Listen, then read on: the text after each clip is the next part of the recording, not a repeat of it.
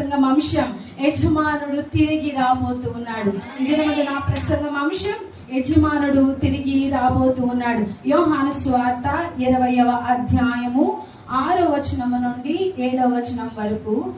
అంతటా సీమోను పేతురు అతని వెంబడి వచ్చి సమాధిలో ప్రవేశించి నార బట్టలు పడుండుటయు ఆయన తల రుమాలు నార బట్టల యొద్ద ఉండక వేరుగా ఒక చోట చుట్టి పెట్టబడి ఉండుటయు చూచెను. దేవునికి మహిమ కలుగును గాక. ఇక్కడ మనం చూసినట్లయితే ఆదివారము ఉదయమున ఇంకనూ చీకటిగా ఉన్నప్పుడే యేసు ప్రభువారు సిలువ వేయబడిన శుక్రవారం రోజు ఆయన చివరిగా ఆయన ప్రాణమును దేవుని చేతికి అప్పగించిన తర్వాత ఆయనను తీసుకెళ్లి ఏం చేశారు? సమాధి చేశారు. సమాధిలో ఉన్న యేసు ప్రభు వారికి ఆదివారం ఉదయం సుగంధ ద్రవ్యాలు పుయ్యాలని చెప్పేసి కొందరు స్త్రీలు ఎక్కడికి వెళ్ళారంటే సమాధి వద్దకు వెళ్ళారు.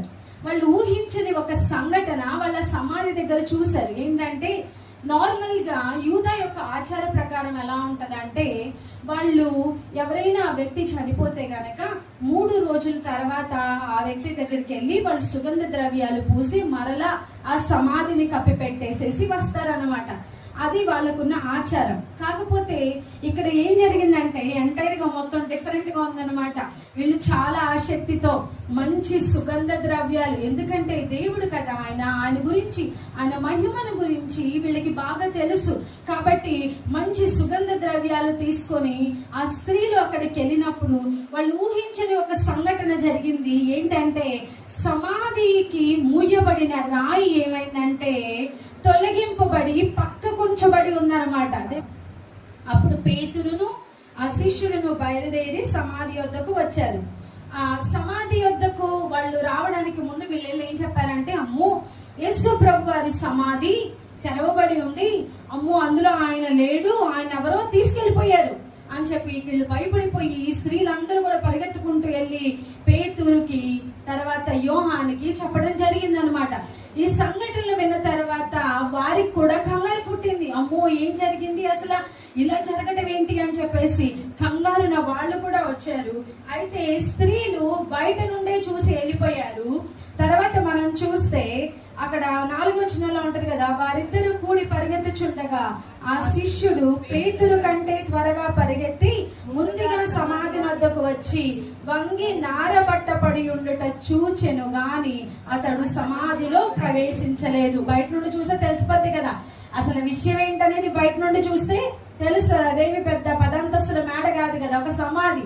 కాబట్టి ఆయన చూసి ఆయన కూడా కంగారు పడి వెళ్ళిపోయాడు. కాకపోతే సీమోను పేతురు మాత్రం ఆయన లోపలికి వెళ్ళి సమాధిలో ప్రవేశించి ఆయన ఒకటి చూశాడు అన్నమాట. చాలా ఆశ్చర్యకరమైన సంఘటన చూశాడు. కొన్నిసార్లు మనము దేవునిలో భక్తి చేస్తాం గాని మనము లోతుల్లోనికి వెళ్ళడానికి ఏం చేయము, ఇష్టపడం. పైన భక్తే కావాలి. హల్లెలూయా.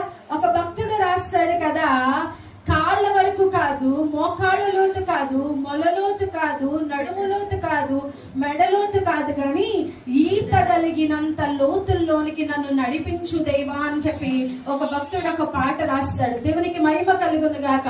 ఇక్కడ 3 వ్యక్తుల్ని మనం చూస్తున్నాము. ఒకళ్ళు బయట నుంచి చూసి వెళ్ళిపోయారు, ఇంకొకళ్ళు లోపలికి వచ్చి కంగారు వెళ్ళిపోయారు.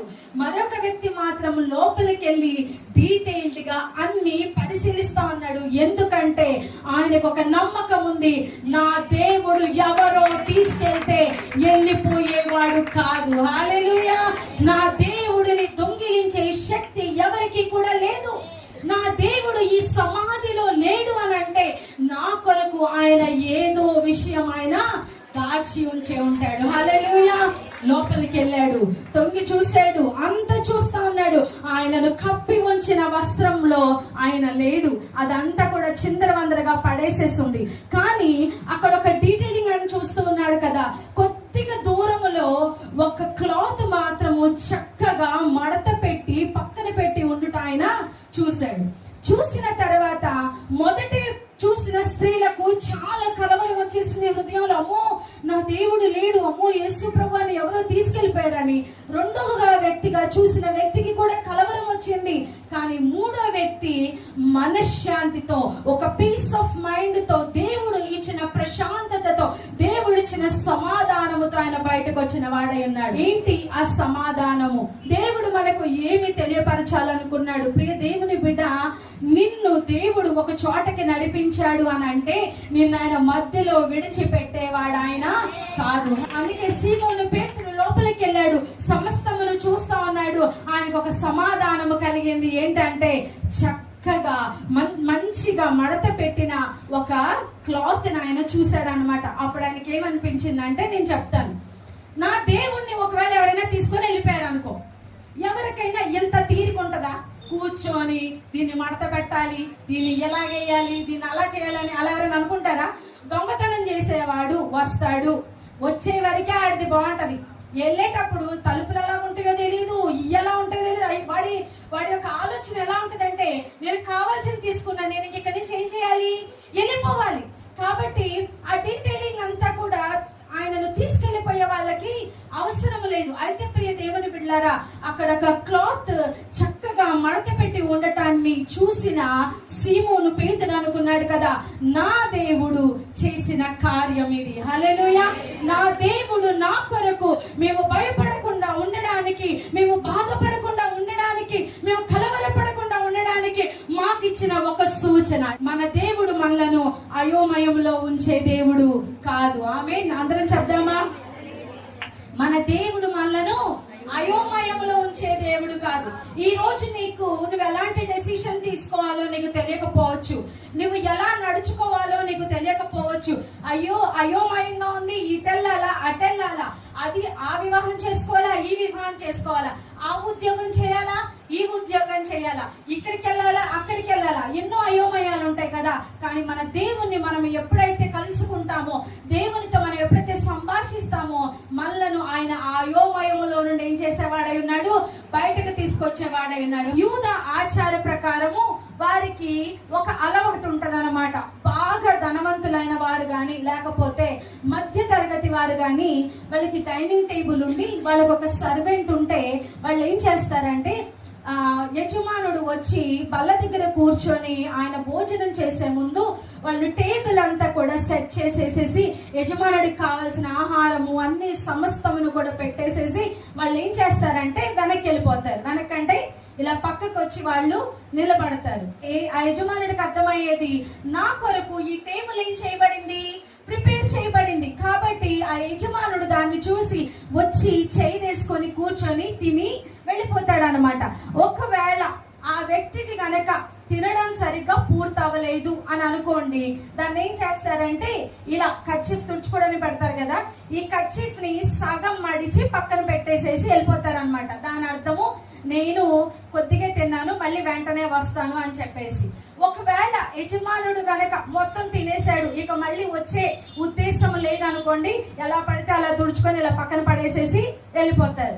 ఒకవేళ యజమానుడికి గనక నాది పూర్తయిపోయింది కానీ నేను మరలా వస్తాను అని క్లియర్ గా అక్కడున్న పనివాడికి చెప్పాలి అని అనుకుంటే గనక ఏం చేస్తారంటే, మంచిగా నీట్ గా మడత పెట్టేసేసి అక్కడి నుంచి ఆయన వెళ్ళిపోతాడు.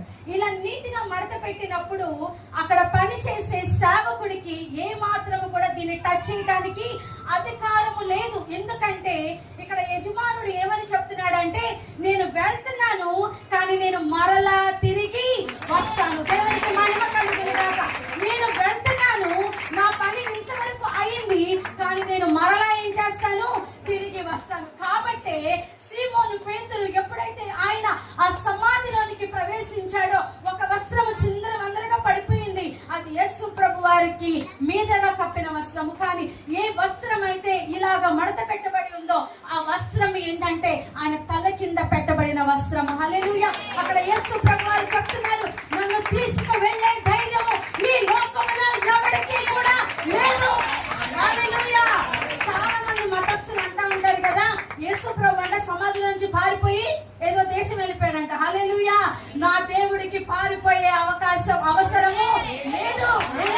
ఆయన సమస్తమును సృజించిన సృష్టికర్త అయిన దేవుడు ఆయన. హల్లెలూయా! అందుకే సీమోను పేతురు ఎప్పుడైతే అక్కడ ఉన్న తలగడిని మడత పెట్టినట్టు చూశాడో, ఆయన ప్రశాంతమైన మనస్సుతో, సమాధానకరమైన మనస్సుతో ఆయన బయటకు చెప్తున్నాడు, ఎందుకు భయపడుతూ ఉన్నారు, ఎందుకు బాధపడుతూ ఉన్నారు, ఎందుకు బాధపడుతూ ఉన్నారు? భయపడకండి, బాధపడకండి. మన దేవుడు సజీవుడిగా ఆయన ఎత్తబడ్డాడు, ఆయన మరలా రాబోచున్నాడు. ఊరికి నమ్ముతారా? నమ్మరు. హల్లెలూయా, నమ్మరు. మనం ఏది కూడా ఊరికినే నమ్ము. హల్లెలూయా. తోమా ఏం చేశాడంట? యేసు ప్రభు వారి చేతి గాయములలో ఏలు పెట్టి చూశాడంట. దేవునికి మహిమ కలుగును గాక. మన దేవుడు ఎంత గొప్ప దేవుడు అంటే, నీ ప్రతి పిచ్చితనాన్ని కూడా ఆయన ప్రేమించే దేవుడు. హల్లెలూయా. నీ ప్రతి మొండితనాన్ని ఆయన అర్థము చేసుకొని నిన్ను ప్రేమించే దేవుడు.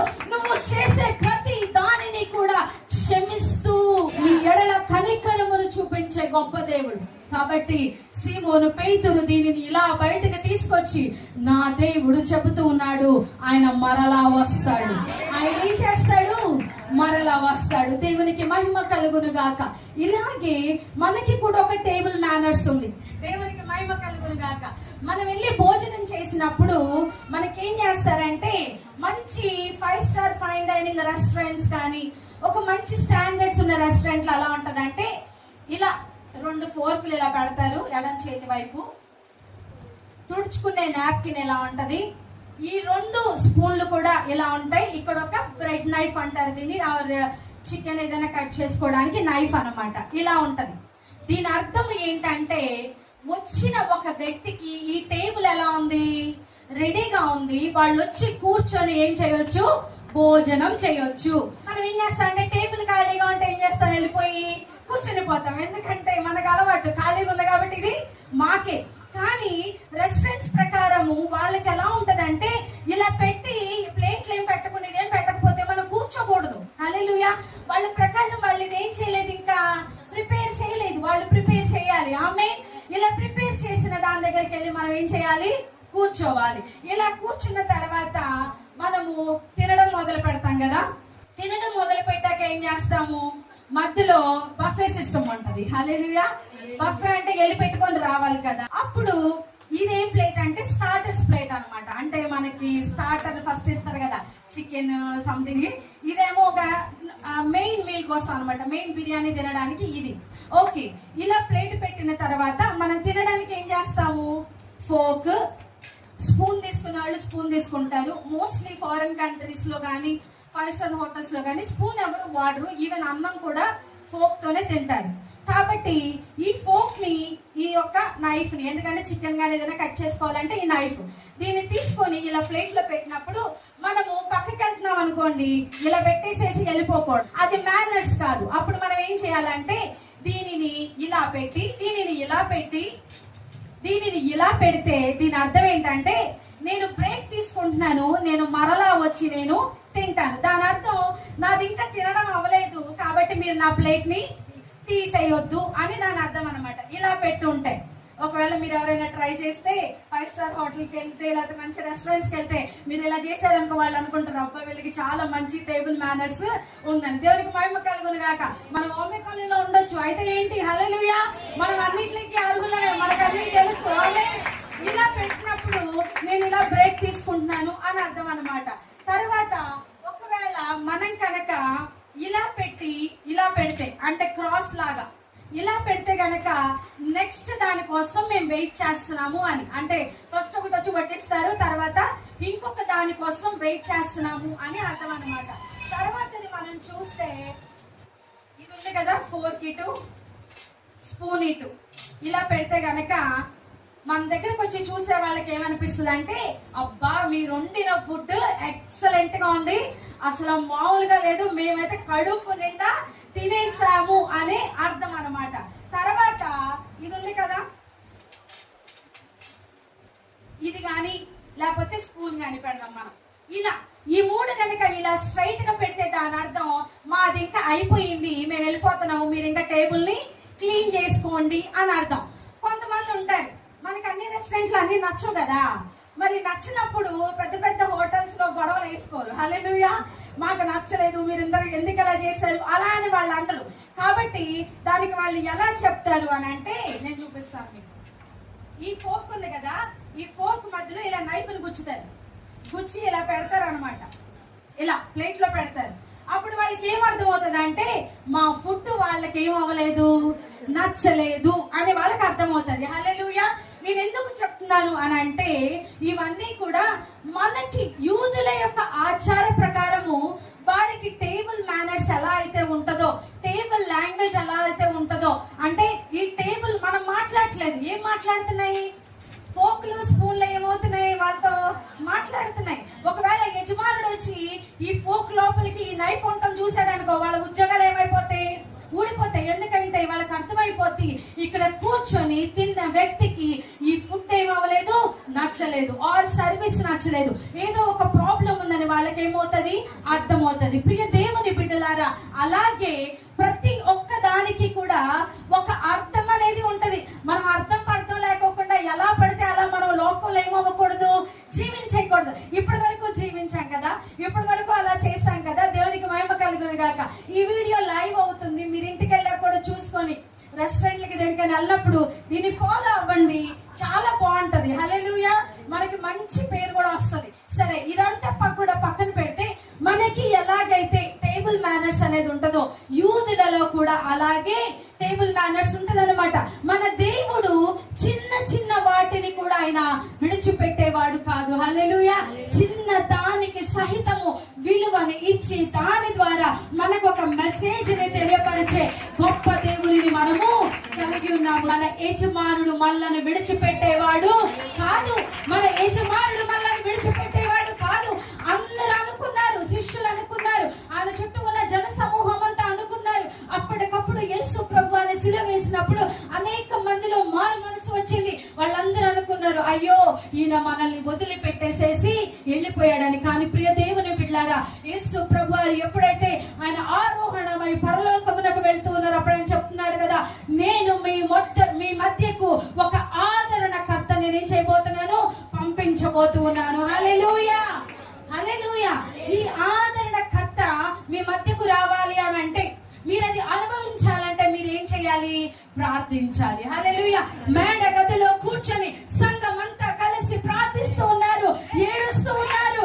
అయ్యా, నువ్వు మమ్మల్ని మధ్యలో విడిచిపెట్టేశావా, నువ్వు ఎన్నో ఆశ్చర్యమైన కార్యాలు చేస్తావు, నీ ఆశ్చర్యమైన కార్యాలు చూసి మేము నీ సన్నిధికి వచ్చాము దేవా. కానీ ఈరోజు మేము కష్టంలో ఉన్నాము, బాధలో ఉన్నాము, నష్టంలో ఉన్నాము, మమ్మల్ని ఓదార్చేవారు ఈ లోకములోనే లేరయ్యా, మమ్మల్ని నువ్వు విడిచిపెట్టేశావా. దేవుని బిడ్డ, ఒకవేళ నీ జీవితంలో గనక నువ్వు అలాగా అనుకుంటూ ఉన్నట్లయితే నీ దేవుడు విడిచిపెట్టేవాడు కాదు. హల్లెలూయా. అందరం చక్కలు కొడతా ఉన్నాము.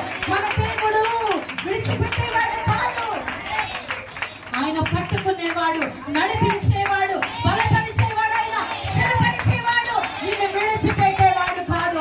జీవితం ఎలా ఉన్నా నీవు నా సన్నిధిలో కూర్చొని మొదలుపెట్టగా నేను నిన్ను ఆదరిస్తాను. హల్లెలూయా. నేను నిన్ను కనికరిస్తాను, నేను నిన్ను కరుణిస్తాను, నీ జీవితంలో నేను అద్భుతమైన కార్యాలు చేస్తాను. దేవుని నామానికి మహిమ కలుగును గాక. ఎప్పుడైతే ఈ ఆనవాళ్ళు పట్టుకొని వారు వెళ్లి మేడ గదిలో కూర్చొని వాళ్ళు ప్రార్థిస్తూ ఉన్నారో, నాలుకలుగా విభాగింపబడిన అగ్ని వంటి పరిశుద్ధాత్మ దేవుడు వారి మధ్యకు ప్రవేశించాడు. హల్లెలూయా, ఆమేన్. అప్పటి వరకు ఏడుస్తా ఉన్నారు, అయ్యా నువ్వు లేకుండా ఈ లోకములో మేము ఎలా బ్రతకాలి, ఈ లోకమును మేము ఎలా జయించాలి, నేను ఒక చేపలు పట్టుకునే వాడినయ్యా, నాకు ఏ అర్హత లేదయ్యా, నాకు ఏ అర్హత లేదు. నేను వెళ్ళి ఒక చేపలు పట్టుకునే నా జీవితం ద్వారా నీవు ఎన్నో అద్భుతాలు చేయించావయ్యా, ఈ రోజు నన్ను విడిచిపెట్టేశావా దేవా అని వాళ్ళు ప్రార్థన చేస్తా ఉన్నారు. ప్రియ దేవుని బిడ్డలారా, అప్పుడే పరిశుద్ధాత్మ దేవుడు వాళ్ళ మధ్యలోనికి ఒక భయంకరమైన శబ్దముతో వాళ్ళ మధ్యకు వచ్చినప్పుడు వాళ్ళ హృదయాలు, కలవరపడిన హృదయాలు, కలతతో చెందిన హృదయాలు కాస్త సంతోషంతో నింపబడి, పరిశుద్ధాత్మతో నింపబడి అన్య భాషలతో మరి మాట్లాడడం ప్రారంభించారు. హల్లెలూయా, హల్లెలూయా.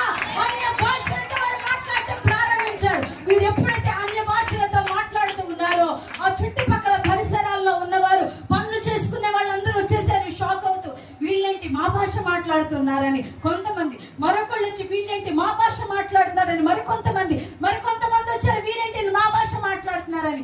అయితే వారిని అడుగుతూ ఉన్నారు, మీరు ఈ భాష ఎప్పుడు నేర్చుకున్నారు అంటే నాకు తెలియదు. హల్లెలూయా హల్లెలూయా.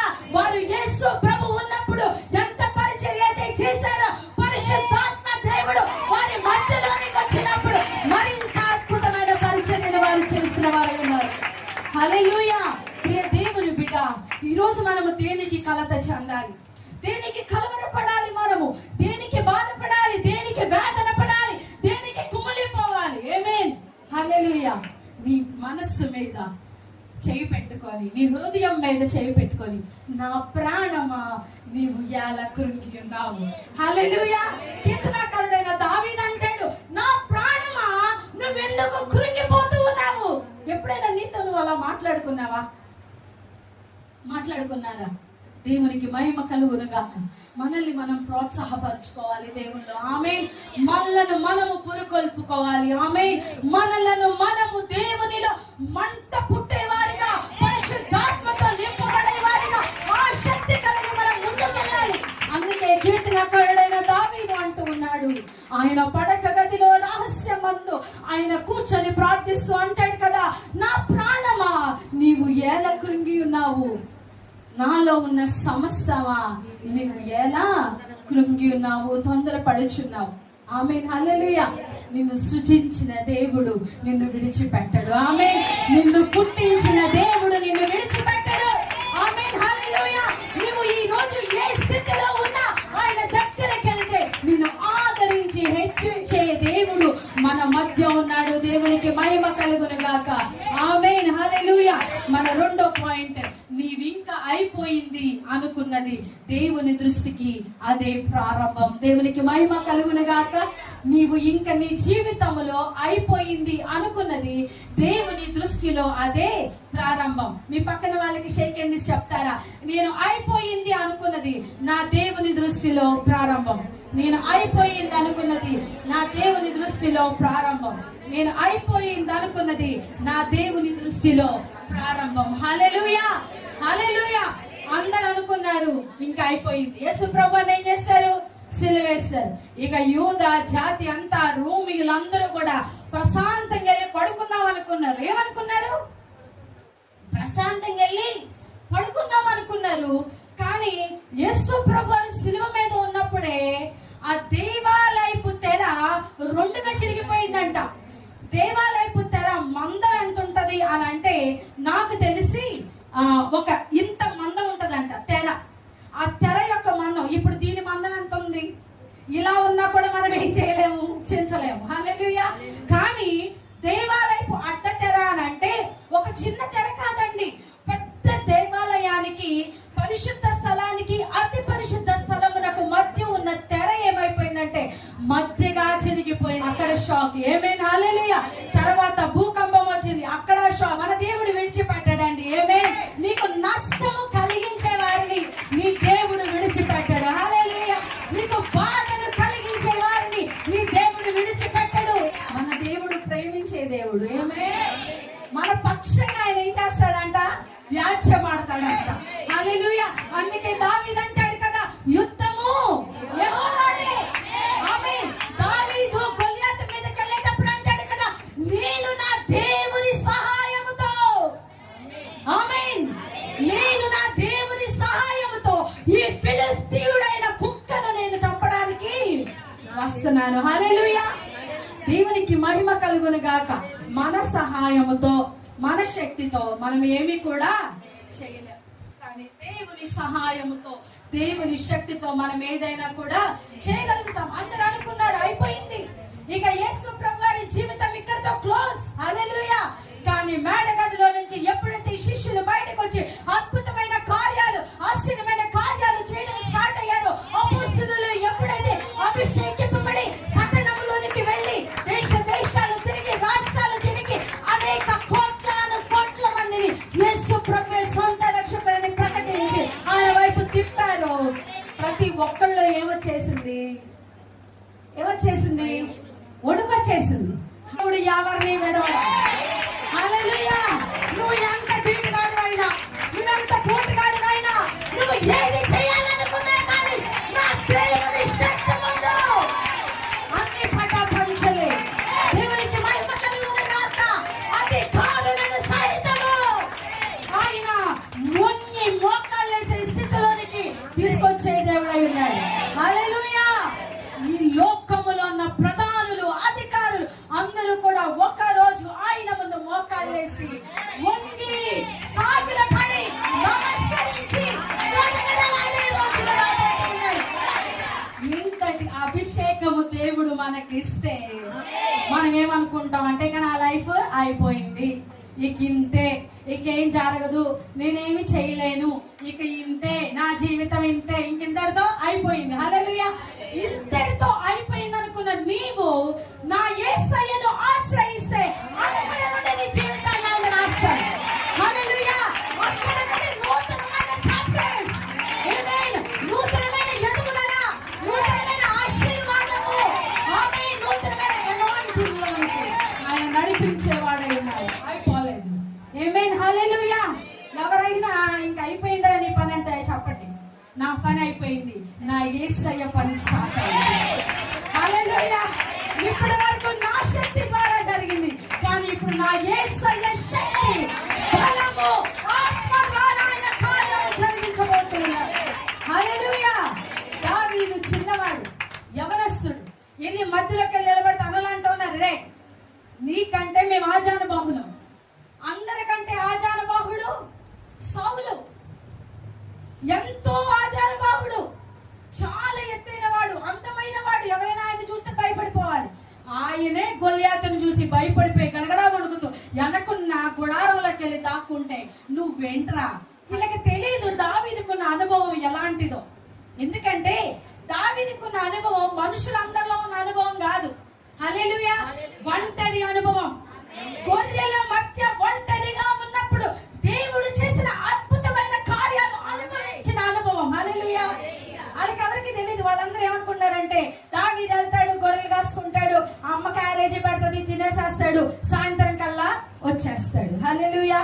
దావీదు ఆయన మందనే కాదు, ఆ ఊరిలో ఉన్న మందను కూడా ఆయన కాచేవాడు. హల్లెలూయా. దావీదు వస్తున్నాడంటే అందరికి సంతోషంగా ఉంటది. మంచి జోయల్, చాలా బాగుంటాడు, మంచి చక్కగా జోకులేస్తాడు, అన్ని పట్టించుకుంటాడని చాలా సంతోషపడతా ఉంటారు వాళ్ళు. వాళ్ళకి అదే తెలుసు, మనవాడు జోకులేస్తాడు, నవ్వుతాడు, కుటుంబంలో కామ్గా ఉంటాడు, ఇదే తెలుసు. కానీ వాళ్ళకి తెలియదు ఏంటంటే గొర్రె మీదకు సింహము దూకక మునిపే సింహపు నోటిని రెండుగా చీల్చాడని వారికి తెలియదు. హల్లెలూయా. హల్లెలూయా. దావీదు ఎంత శక్తివంతుడు అనేది రహస్యమందు చూచిన దేవునికి తప్పితే మనుషులకు తెలియదు. అందుకని అంటూ ఉన్నాడు కదా, నా బలము నన్ను బట్టి కాదు గాని నా బలము నా దేవుని. హల్లెలూయా. ఈ రోజు నీ బలము నీ బలమే అయితే, నిన్ను బట్టి నువ్వు ఆశీర్వదింపబడాలి అంటే, నిన్ను బట్టి నువ్వు బాగుపడాలి అని అంటే, నిన్ను బట్టి నువ్వు గొప్ప కార్యాలు చేయాలంటే జరగదు. హల్లెలూయా. జరగదు. అది ఎప్పటికీ జరగదు. ఒకవేళ నిన్ను బట్టి నువ్వు ఆశీర్వదింపబడితే అది నీకు క్షేమము ఏ మాత్రమును కూడా కాదు. ప్రియ దేవుని బిడ్డ, నీ దేవుడు నిన్ను విడిచిపెట్టని దేవుడు. హల్లెలూయా. నిన్ను ఎడబాయని దేవుడు ఆయన. ఆయన అంటూ ఉన్నాడు, అందరూ అయిపోయింది అనుకుంటూ ఉన్నారు, కానీ ఇప్పటి నుండి ఏమవుతుంది, స్టార్ట్ అవుతుంది. హల్లెలూయా. ఈ లోకములో ఎవరైనా ఏ పనైనా అర్థం కాకపోయినా, లేకపోతే ఏం చేయాలో తెలియకపోయినా, అయ్యా మధ్యలో ఉండిపోయాము అన్నా కానీ పరమందున్న దేవుడు మనకు సమాధానమునిచ్చేవాడు అన్నాడు. What looks like an ending may be just the beginning of something God is carefully unfolding. Hallelujah. ఏదైతే నీకు అయిపోయింది అని అనిపిస్తుందో, ఏదైతే ఇంకా పక్కన పెట్టేసామని అనిపిస్తుందో, మన దేవుడు ఏం చేస్తాడంటే నెమ్మదిగా ఫోల్డ్ తిప్పుతా ఉంటాడు. హల్లెలూయా. అందరూ అనుకుంటా ఉన్నారు ఆయన సైలెంట్ గా ఉన్నాడని. హల్లెలూయా. మన దేవుడు మౌనములో కార్యము చేసేవాడన్నాడు. అయ్యా ఎన్నో సంవత్సరాల నుంచి ప్రార్థన చేస్తున్నాను, జవాబు రావట్లేదు. పర్లేదు. ఆమేన్. హల్లెలూయా. బానే ఉన్నావుగా, తింటున్నావు కదా, చక్కగా వండుకుంటున్నావు కదా, పిల్లలు బాగున్నారు, కుటుంబం బాగుంది, సమాధానం రావట్లేదంటే ఏం పర్లేదు. హల్లెలూయా. నిన్ను పోషించుకోకుండా దేవుడు విడిచిపెట్టలేదు. అది ముఖ్యమైన సంబంధమైనది. ఆమేన్, హల్లెలూయా. మన దేవుడు ఏం చేస్తున్నాడు? మనల్ని పోషిస్తున్నాడు. మా జీవితంలో ఒకానొక సందర్భంలో బిజినెస్ లో బాగా లాస్ వచ్చినప్పుడు నా మనసుకు దేవుడు ఇచ్చిన ఒక ఓదార్పు ఏంటో తెలుసా? నేను నిన్ను పోషిస్తున్నానా? పోషిస్తున్నాను. నిన్ను ఒక్కదాన్ని పోషిస్తున్నానా? నన్ను ఒక్కదాన్ని కాదు. ఈ రోజు 10 మంది వచ్చినా పెట్టగలిగినంత సమృద్ధిని ఇచ్చా, పోషిస్తున్నాను. బిడ్డలకి ఫీజులు కడుతున్నానా? కడుతున్నావు. కుటుంబంలో అంతా బాగుందా? బాగుంది. ఇంకా దేనికి నువ్వు బాధపడాలి? హల్లెలూయా. కొన్నిసార్లు మనకి ఇహ సంబంధమైన వాటి నిమిత్తము మన హృదయంలో పెట్టుకొని ఇహ సంబంధమైన వాటి నిమిత్తమే మనం ఆలోచిస్తాం, కానీ పర సంబంధమైన దేవుడు మన కొరకు అనేకమైన కార్యాలు సిద్ధపరిచి స్థిరపరచబోతున్నాడు అన్న విషయాన్ని మనం ఏం చేస్తూ ఉంటాము? మరచిపోతూ ఉంటాం. ప్రియ దేవుని బిడ్డ, ఇహ సంబంధమైన వాటి కొరకు మనం ప్రయాసపడటం ఏం చేయాలి? ఆపాలి. అందుకే దేవుని వాక్యం చెప్పబడుతుంది కదా, మొదట నా రాజ్యమును నా నీతిని వెదకుడి, దాని తర్వాత మీకు ఏది కావాలో మీకు సమస్తమును ఆయన ఏం చేస్తాడు? అనుగ్రహిస్తాడు. దేవునికి మహిమ కలుగును గాక. ప్రియ దేవుని బిడ్డ, మన దేవుడు పరలోకమందున్నాడు. ఆయన మన మధ్యలో ఉన్నాడు. ఆయన నీ ప్రతి హృదయంలో కూడా ఆయన ఉన్నాడు. అదే దేవుడు ఆమేన్ కనికర సంపన్నుడిగా ఈ లోకమునకు వచ్చాడు. నీ పాపములను క్షమించాడు, నీ పాపములను కడిగాడు. ఆయన శిలువ మీద నీ కొరకు ప్రాణమును అర్పించాడు.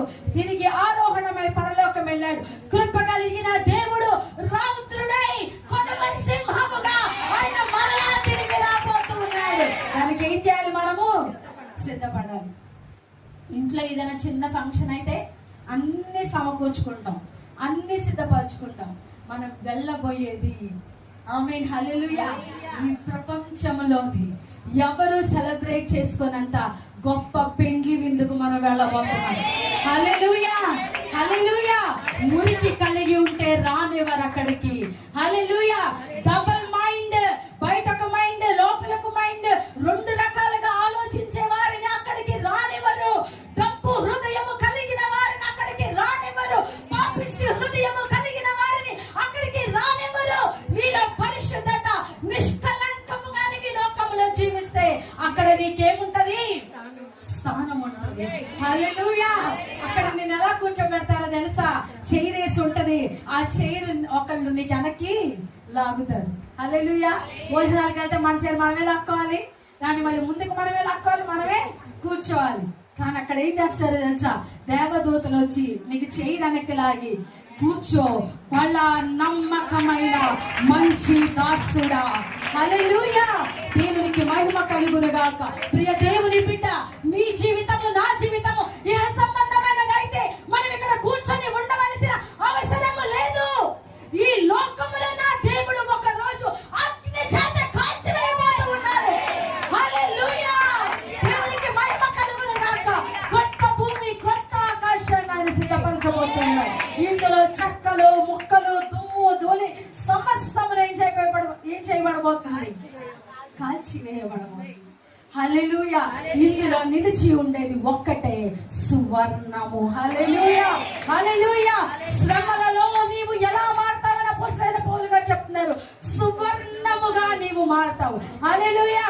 కాబట్టి చెక్కలు మీరైతే, ముక్కలు మీరైతే, ధూళి మీరైతే, దుమ్ము మీరైతే, ఒడ్డులకు వచ్చే పొట్టు మీరైతే అందరూ కూడా ఏం చేయబోతారు? కాలిపోతారు. Straight message. హల్లెలూయా. అందరు కాలిపోతారు. ఎవరు మాత్రం ఉంటారంటే పరిశుద్ధత కలిగి ఉండుటకు ప్రయత్నించిన వారు, పరిశుద్ధత కలిగి జీవించాలి అని ప్రయాసపడుతున్న వారు దేవునితో ఉంటారు. హల్లెలూయా. దేవుని యొక్క వాక్యము చెప్పబడుతూ ఉంటది కదా, నీవు కనికరమును పరిశుద్ధతను కలిగి ఉండుటకు నీవు ప్రయాసపడుము. హల్లెలూయా. అది నీకంత ఈజీ కాదు. ఆమేన్. ఈజీగా పరిశుద్ధంగా జీవించడం. ఆమేన్, హల్లెలూయా. ఈజీయా? బిజినెస్ లో పరిశుద్ధత కలిగి జీవించడం ఈజీనా? హల్లెలూయా. ఈజీనా అంకుల్? కాదు. కానీ దేవుడు మనకి సహాయము చేసేవాడే ఉన్నాడు. ఆమేన్. మన శక్తితో అది కాదు, మన బలముతో అది కాదు. దేవా, నేను ఏ పని చేసినా దాని ద్వారా నీకు మహిమ రావాలి. నేను ఆ లోకములో నీతో జరగబోతున్న పెండ్లి విందులో పెండ్లి కుమార్తెగా అక్కడ నేను ఉండాలి అని అంటే ఈ లోకములో నేను ఒక సజీవమైన సాక్షిగా గొప్పగా నేను దేవా. హల్లెలూయా. ప్రియ దేవుని బిడ్డ, ఈ లోకములో ఎండింగ్ ఉంది. హల్లెలూయా. ఈ లోకములో ఒక అంతం అనేది ఉంది, కానీ దేవునిలో అంతము లేదు. ఆమేన్. క్షయమైపోయే వాటిని ఆయన కాల్చివేసి అక్షయమైన నీ శరీరమును ఆయన తీసుకొని వెళ్ళుటకు ఆయన మధ్యాకాశములోనికి రాబోతూ ఉన్నాడు. ప్రతి నేత్రము ఆయన చూడబోతూ ఉంది. హల్లెలూయా. ప్రతి నాలుక కన్ఫెస్ చేయబోతుంది, అయ్యా నన్ను క్షమించు, నన్ను నీ రాజ్యమునకు తీసుకో అని ప్రతి నాలుక అడగబోతుంది. కానీ ప్రియ దేవుని బిడ్డ, నా దేవుడు నువ్వెవరివో నాకు తెలియదు అని అనే మునిపే నువ్వు ఆయనను ఆశ్రయించి ఆయన నీ సొంత రక్షకునిగా నీవు అంగీకరించినట్లయితే ఆయన నిన్ను స్థిరపరిచి బలపరిచి నీ జీవితాన్ని బాగు చేసి అంతమైపోయిన నీ బ్రతుకులో ఆయన గొప్ప కార్యములను చేసి నడిపించేవాడు. హల్లెలూయా. హల్లెలూయా. ప్రియ దేవుని బిడ్డలారా, మన నిరీక్షణ మనల్ని ఎన్నడూ కూడా ఏం చేయదు, సిగ్గుపరచు. ఆమేన్. దేవుని పనిలో మనము కరిగిపోవాలి. దేవుని పనిలో మనం మంట కలిగి ఏం చేయాలి, ముందుకు వెళ్ళాలి. హల్లెలూయా. హల్లెలూయా. వీళ్ళు అనేక మంది ఆత్మలు సంపాదిస్తా ఉంటే చుట్టుపక్కల ఉన్న వాళ్ళకి ఏం అర్థం కావట్లేదు. ఏంట్రా బాబు వీళ్ళు భూలోకాన్ని ఏం చేసేస్తున్నారు, తలక్రిందులు చేసేస్తున్నారు. యేసయ్య ఉన్నప్పుడే బాగుంది, ఆయన ఏదో అద్భుతాలు చేసేవాళ్ళు, వెనకబడి ఏం చేస్తా ఉండేవాళ్ళు, తిరుగుతా ఉండేవాళ్ళు. వాళ్ళు ఏం చేసేవాళ్ళు కాదు కదా, యేసయ్య చేస్తా ఉండేవాళ్ళు, వెనకబడి తిరుగుతా ఉండేవాళ్ళు. కానీ ఇప్పుడు యేసయ్య లేడు, పరిశుద్ధాత్మగా వాళ్ళ మధ్య ఉన్నాడు. ఇప్పుడు ఒక్కొక్క యేసయ్యగా అద్భుతాలు చేయడం స్టార్ట్ చేశారు. హల్లెలూయా. అపోస్తలులు నడుచుకుంటే వెళ్తుంటే వాళ్ళ నీడపడి వాళ్ళు స్వస్థత పొందుకుంటూ ఉన్నారు. హల్లెలూయా. అయ్యా నీ దగ్గర ఏది ఉందాటి నాకివ్వు, నా దగ్గర ఏది లేదు, కానీ నా దగ్గర యేసు నామం ఉంది. నువ్వు యేసు నామములో లేచి నడవమని చెప్పగానే దేవాలయము దగ్గర ఉన్నా. ఆమేన్. హల్లెలూయా. కుంటివాడు తన పరుపు నెత్తుకొని లేచి నడిచాడు. హల్లెలూయా. ఇది మందు నీ దగ్గర నా దగ్గర ఉంది. ఏంటిది? యేసు నామం. హల్లెలూయా. యేసు నామములో సమస్త విజయాన్ని మనం పొందుకుంటాం. హల్లెలూయా. యేసు నామములో ప్రతి విజయాన్ని మనం పొందుకొని మనం ముందుకు వెళ్తాం. హల్లెలూయా. మన కష్టంలో మనం గుర్తు రావాల్సింది యేసయ్య, బాధలో గుర్తు రావాల్సింది యేసయ్య, ఇక జీవితం అయిపోయింది అన్నప్పుడు గుర్తు రావాల్సింది యేసయ్య, బిడ్డల సమస్యలో గుర్తు రావాల్సింది యేసయ్య, మన సొంత సమస్యలలో గుర్తు రావాల్సింది యేసయ్య. అంతేగాని మనకి ఇంకా ఏది కూడా ఏమవ్వకూడదు, గుర్తు రాకూడదు. హల్లెలూయా. నీ ప్రాణము మీద నీకు ఏమి లేదు, అధికారం లేదు. ఆమేన్. ఆయన ఇచ్చాడు, ఆయనే తీసుకుంటాడు. అప్పటి వరకు ఆరోగ్యము కలిగి, ఆయుష్ కలిగి, పరిశుద్ధాత్మ శక్తి కలిగి అనేకులను దేవునికి నడిపిస్తూ మనము దేవుని కొరకు బ్రతికి ఆ పరలోక రాజ్యంలో దేవుడు మన కొరకు ఉంచబడిన స్థానమును మనం పొందుకునే వరకు మనకి మన మీద ఏమి లేదు, అధికారము లేదు. ఆమేన్. హల్లెలూయా. మన దేవుడు ఎంత కనికరం కలిగిన దేవుడు అంటే, పాత నిబంధన కాలంలో ఏదైనా తప్పు చేస్తే ఏం చేసేవాళ్ళంటే బలులు అర్పించేవాళ్ళు. వాళ్ళకి చాలా భయం కలిగిపోయేది. ఎందుకంటే పేదవారు ఉన్నారనుకో, పద్దాకల దేవాలయాల్లోకి వెళ్ళి కోళ్ళని, మేకల్ని, తర్వాత దూడల్ని, వీటిని కొని ఇవ్వగలిగినంత సామర్థ్యం, స్తోమత కొంతమందికి ఉండేది కాదు. మళ్ళీ ఇది ఎలా ఉండేది అంటే, డబ్బున్నోళ్ళు డబ్బును బట్టి ఇచ్చే బలి కాదు ఇది. నువ్వు చిన్న పాపం చేస్తే చిన్న బలి, పెద్ద పాపం చేస్తే పెద్ద పశువుని బలి ఇవ్వాలి. హల్లెలూయా. నువ్వు డబ్బున్నోడమైనా లేకపోయినా ఇదే అక్కడ జరిగేది. ఒకవేళ అదే సంఘటన కనుక ఈ రోజు ఉందనుకో, యేసు రక్తం చేయం, నాకు తెలిసి కుక్కలు కూడా ఉండవు. అవునా కదా? మన పాపాలకి, రోజు చేసే పాపాలకి అప్పుడు కోడి, మేక, తర్వాత ఏంటిది, గొర్రె, ఆవు, దూడ, వీటిని బలిచ్చేవాళ్ళు. మన తాకిడికి, దేవునికి మహిమ కలుగునుగాక, మన తాకిడికి ఇవన్నీ అయిపోగా కుక్కలు, పిల్లులు అవి కూడా ఉండేవి కాదు. ఈ రోజు అవన్నీ బ్రతుకుతున్నాయంటే, ఈ రోజు పశువుల శాలలో పశువులు ఉన్నాయంటే, ఈ రోజు ఎక్కడ ఉన్నవారు అక్కడ ఉన్నారంటే, ఈ శిక్ష విధి నీ మీద లేకోకుండా ఒక మంచి హృదయముతో నీవు దేవుని సన్నిధిలో నీవు ఉన్నావంటే, నీ పాప జీవితాన్ని ఆయన క్షమించి నీ కొరకు ఆయన ప్రాణం పెట్టాడు. కాబట్టి ఈ దినమందు మనం ఎలా ఉన్నాం? దేవునికి మహిమ కలుగును గాక. కాబట్టి నేను ఒక మాట చెప్పనా, పరిశుద్ధాత్మ దేవుడు ప్రేరేపించాడు. నేను చెప్తున్నాను, నా సొంత మాట కాదు, నేను ఎప్పుడూ చెప్పను కూడా. మీరు పాపం చేశారే అనుకోండి పాత నిబంధన కాలంలో, అప్పుడు మీరేం చేయాలి? ఒక కోడిని బలివ్వాలి. అంటే మీ పాపాన్ని బట్టి. ఒకవేళ నేను అన్నపూర్ణ ఆంటీ గారి గురించి మనసులో ఏదో అనుకున్నాను, అప్పుడు ఆమెకు తెలియదు కదా నేనేమనుకున్నాను. అంటే నేనేమనుకున్నానంటే ముసలైపోయారు, ఇంకా ఎందుకు అంత యవనంగా అలా ఉత్సాహంగా ఉండాలా అని అనుకున్నాను అనుకోండి. అది తప్పు, అలా అనుకోకూడదు. అప్పుడు నేనేం చేయాలంటే, నేను అనుకున్న దాన్ని బట్టి ఒక కోడి నేనేం చేయాలి? బలివ్వాలి. ఈ రోజు కోడి ధర ఎంతో చెప్తారా? ఒక కోడి కొనాలి అంటే నాకు తెలియదు, అందుకు అడుగుతున్నాను. 400 ఒక కోడి. హల్లెలూయా. మీరేం చేస్తారంటే మనసులో అలా అనుకున్నప్పుడు, దేవా ఇప్పుడు నేను బలివ్వను, ఎందుకంటే నువ్వు నా కోసం బలయ్యావు కాబట్టి ఈ డబ్బులు నీ పరిచర్యకి. హల్లెలూయా.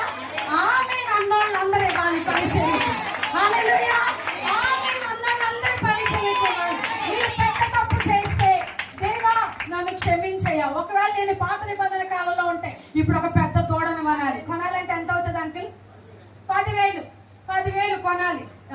దేవా ఇప్పుడు తోడను కొన్నాం, కానీ నేను నా దైవ సేవకుడు మంచి పరిచర్య చేస్తున్నాడయ్యా, ఆయన పరిచర్యకి ఇస్తాను, వచ్చే వారం 10,000తో రండి.